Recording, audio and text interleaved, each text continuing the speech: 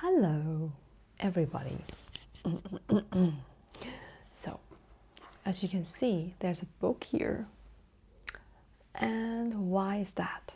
It's because now it's actually bedtime for me.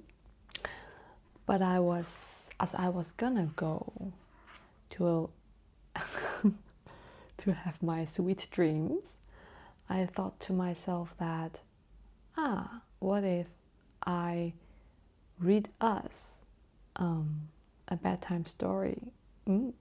Okay, so that I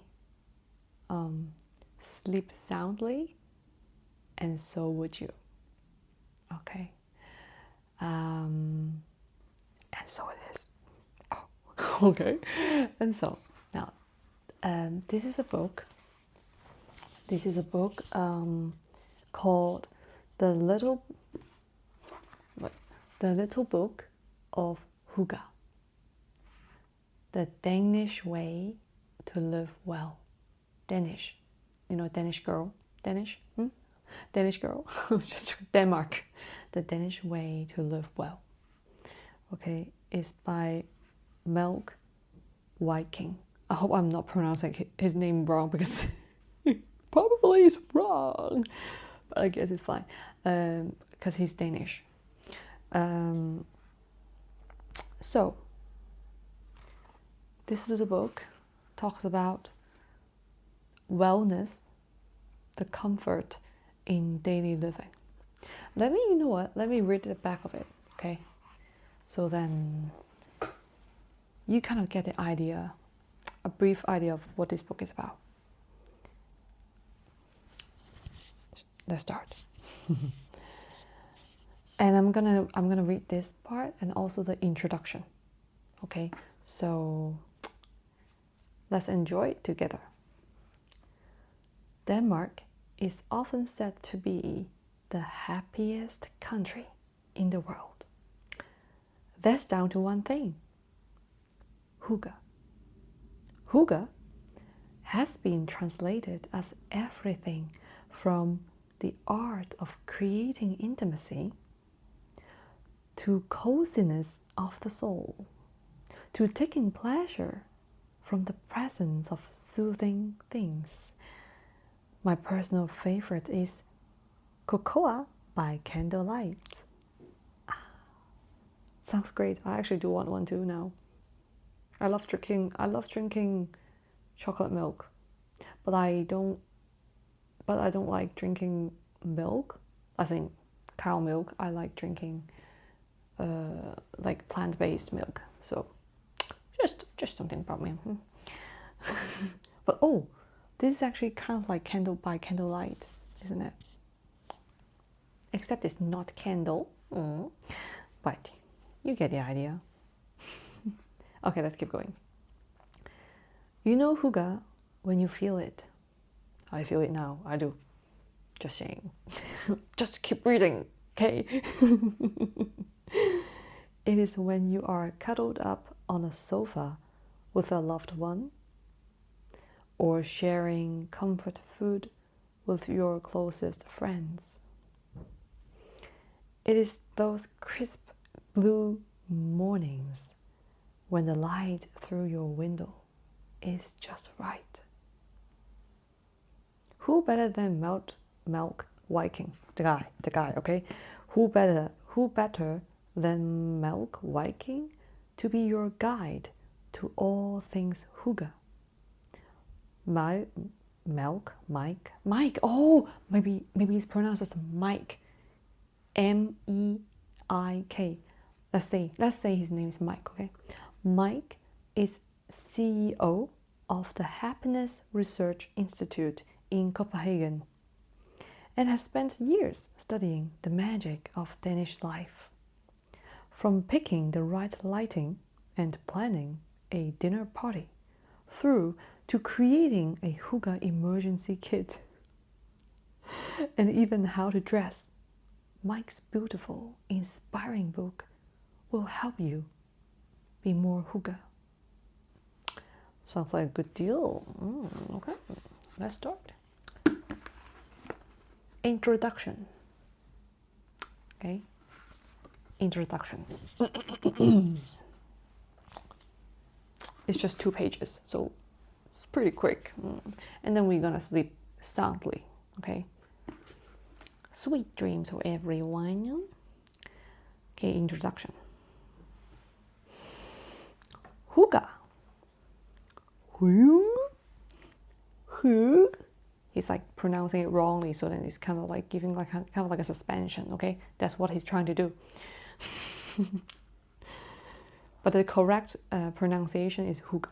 It is actually huga. Now, it is not important how you choose to pronounce or even spell huga.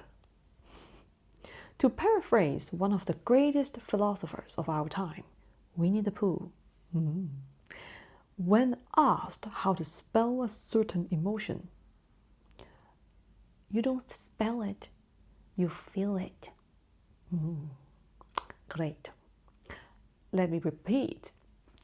The greatest philosophers of our time, Winnie the Pooh, said, you don't spell it, you feel it. Word of wisdom, right there. However, spelling and pronouncing huga is the easy part. Explaining exactly what it is, that's the tricky part. Huga has been called everything from the art of creating intimacy, coziness of the soul, and the absence of annoyance, to taking pleasure from the presence of soothing things, cozy togetherness, and my personal favorite, cocoa by candlelight. Huga is about an atmosphere and an experience, rather than about things. It is about being with the people we love, a feeling of home, a feeling that we are safe, that we are shielded from the world and allow ourselves to let our guard down. You may be having an endless conversation about the small or big things in life, or just be comfortable in each other's silent company, or simply just be by yourself enjoying a cup of tea. I look like a good old grandma now. Just like a cup of tea.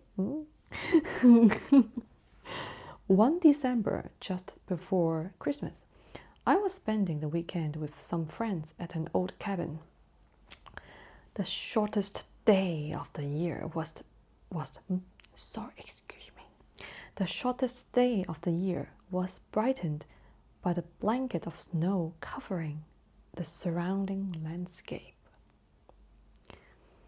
When the sun set, around 4 in the afternoon, we would not see it again for 17 hours. And we headed inside to get the fire going. Sounds very hygge to me. 17 hours not seeing the sun. Oh my goodness gracious. Oh. We were all tired after hiking and were half asleep, sitting in a semicircle around the fireplace in the cabin, wearing big jumpers and woolen socks. Love that. I love woolen socks. The only sounds you could hear were the stew boiling, stew, food. I love food as well. The sparks from the fireplace, and someone having a sip of their mulled wine. Then one of my friends broke the silence. Could this be any more hygge? He asked rhetorically. Yes, one of the girls said after a moment. If there was a storm raging outside. We all nodded. And that's it for the introduction. I hope that you are already asleep or half asleep because you're feeling hygge listening to this. All right, so story time.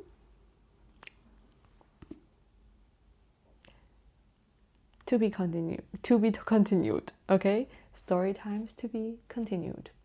See, next time we're gonna read maybe another page, which would be very interesting.